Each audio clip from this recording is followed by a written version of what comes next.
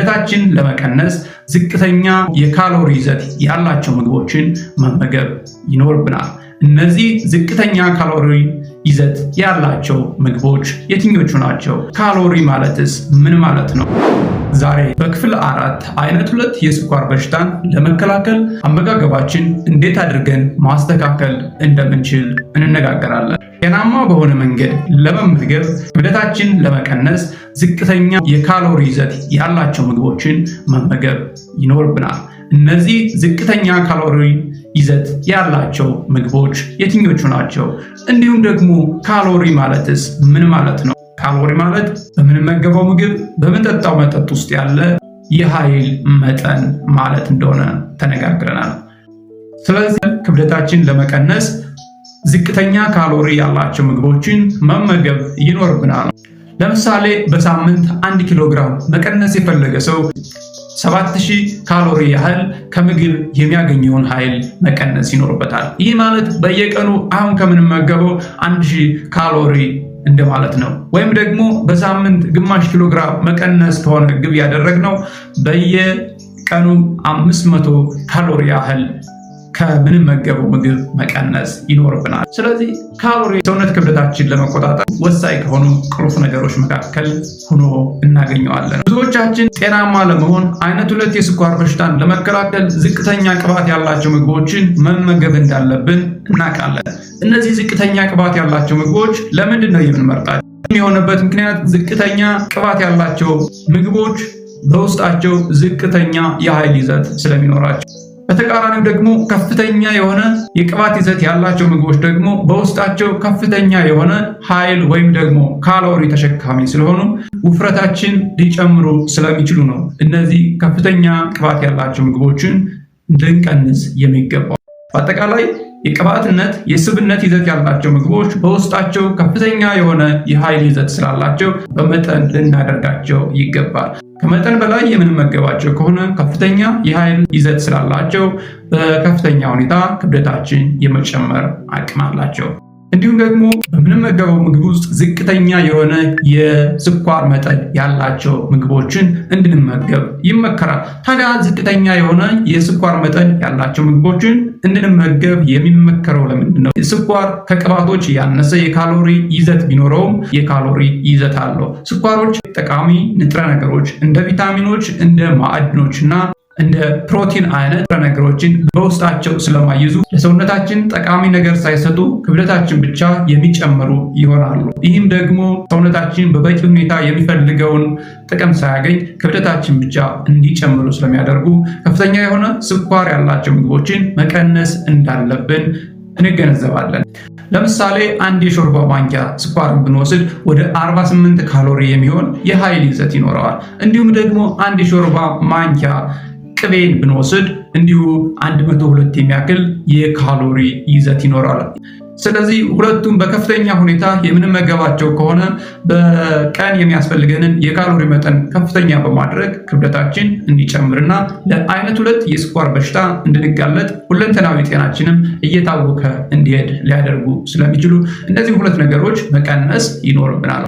እንዲሁም ደግሞ ከፍ ያለ የውሃ ይዘት ያላቸውን ከፍ ያለ የፋይበር ወይም ደግሞ የአሰር ይዘት ያላቸው ምግቦችን መመገብ እንዳለብንም ይመከራል። ይህ የሆነበት ምክንያት ደግሞ እንግዲህ ከፍ ያለ የፋይበር ይዘት ያላቸውና ከፍ ያለ የውሃ ይዘት ያላቸው ምግቦች በውስጣቸው የሚይዙት የካሎሪ መጠን ዝቅተኛ ስለሆነ ነው። በውስጣቸው የሚይዙት የካሎሪ መጠን ዝቅተኛ ሆነ ማለት ደግሞ በቀላሉ ክብደታችን አይጨምሩትም ማለት ነው። ስለዚህ እነዚህ ምግቦች በምንመገብበት ጊዜ በቀላሉ ሆዳችን ይጠግብና የምግብ ፍላጎታችን ይቀንሳል። ብዙ ተጨማሪ ካሎሪዎችን እንዳንመገብ ይከለክላል። በዚህ ምክንያት እንግዲህ ክብደታችን ለመቀነስ ይረዳል። ታዲያ ፋይበር ወይም ደግሞ አሰር ምንድን ነው? ፋይበር ወይም ደግሞ አሰር ማለት በስርዓተ ልመት ሂደት ውስጥ የማይለቅ የካርቦሃይድሬት አይነት ነው። ለዚህ ነው እንግዲህ ፋይበሮች ሆዳችን ላይ ለረጅም ጊዜ የሚቆዩት በቀላሉ የማይልሙ ስለሆነ፣ እንዲሁም ደግሞ በውስጣቸው የኃይል ይዘት የሌላቸው የካርቦሃይድሬት አይነቶች ናቸው። አይነት 2 የስኳር በሽታን ለመከላከል በቂ ቪታሚኖችን፣ ማዕድኖችንና ፕሮቲኖችን መመገብ ለምንድን ነው የሚያስፈልገው? ቪታሚኖች፣ ማዕድኖችና ፕሮቲኖች ለሰውነታችን ግንባታ፣ ለሰውነታችን ጤናማ አሰራርና ለሁለንተናዊ ጤናችን እጅግ አስፈላጊ የሆኑ ንጥረ ምግቦች ናቸው። እነዚህ ንጥረ ምግቦች በብዛት እንድንመገባቸው የሚመከሩበት ዋነኛ ምክንያት ብዙዎቻችን እነዚህን ንጥረ ምግቦች በበቂ ሁኔታ የማንመገብ ስለሆነ ነው። በዚህ ምክንያት እንግዲህ ብዙ የተላላፊ የሆኑ በሽታዎች፣ ተላላፊ ያልሆኑ በሽታዎች እንዲሁም ደግሞ የሰውነት አጠቃላይ የአሰራር ስርዓታችን ውጤታማ እንዳይሆን ስለሚያደርጉ እነዚህን ንጥረ ምግቦች በበቂ ሁኔታ መመገብ አይነት 2 የስኳር በሽታን ለመከላከል ይረዳል።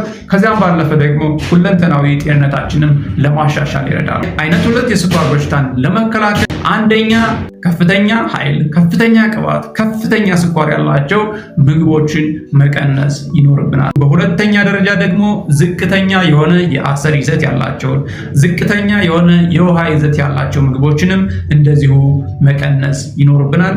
ከዚህ በተቃራኒው ደግሞ ከፍተኛ የሆነ የማዕድን ይዘት ያላቸው፣ ከፍተኛ የሆነ የቪታሚን ይዘት ያላቸው፣ ከፍተኛ የሆነ ፕሮቲን ይዘት ያላቸው እንዲሁም ደግሞ ከፍ ያለ የውሃና የአሰር ይዘት ያላቸው ምግቦችን መመገብ ለሁለንተናዊ ጤንነታችንና አይነት 2 የስኳር በሽታን ለመከላከል እንዲሁም ደግሞ ክብደታችን ለማስተካከል የሚረዱ ቁልፍ ጉዳዮች ናቸው ማለት ነው።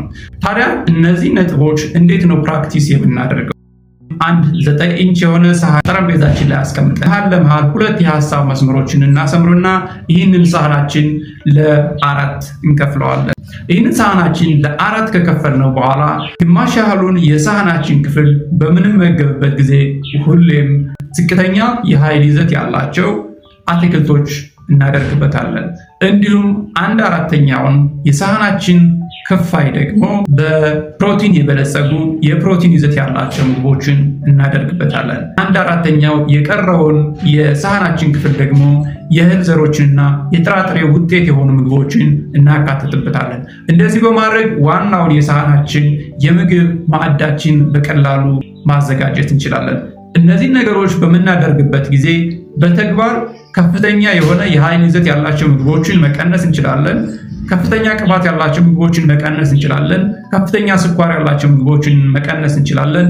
እንዲሁም ደግሞ አትክልቶችን በከፍተኛ ሁኔታ በሳህናችን ግማሽ ያህል የምንመገብ ከሆነ ስለሆነ ከፍተኛ የሆነ አሰርን በበቂ ሁኔታ ማግኘት እንችላለን። እንዲሁም ደግሞ በቂ የውሃ ይዘት ያላቸው ምግቦችን መመገብ እንችላለን። በበቂ ሁኔታ የምንፈልጋቸውን ቪታሚኖችንና ማዕድኖችን ማግኘት እንችላለን።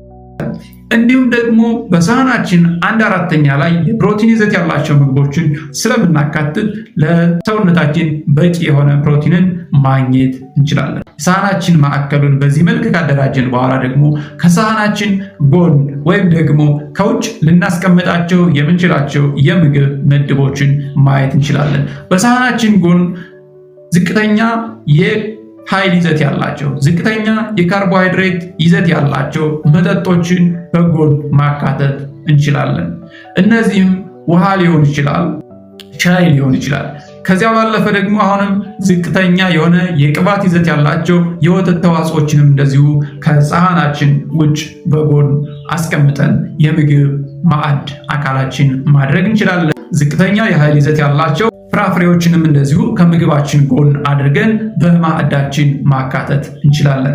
ከዚህ ጋር ፍራፍሬዎችን በምንመገብበት ጊዜ ልብ ልንል ከሚገቡ ነጥቦች መካከል አንዳንድ ፍራፍሬዎች ከፍተኛ የሆነ የኃይል ይዘት ያላቸው እንዲሁም ደግሞ ግላይሴሚክ ኢንዴክሳቸው በጣም ከፍተኛ የሆኑ ፍራፍሬ አይነቶችን መቀነስ ይኖርብናል። ስለ ፍራፍሬዎች የግላይሴሚክ ኢንዴክስ፣ ግላይሴሚክ ሎድ ሌላ የሰራሁት ቪዲዮ አለ። እሱንን ዲስክሪፕሽን ላይ አስቀምጥላችኋል፣ መመልከት ትችላላችሁ።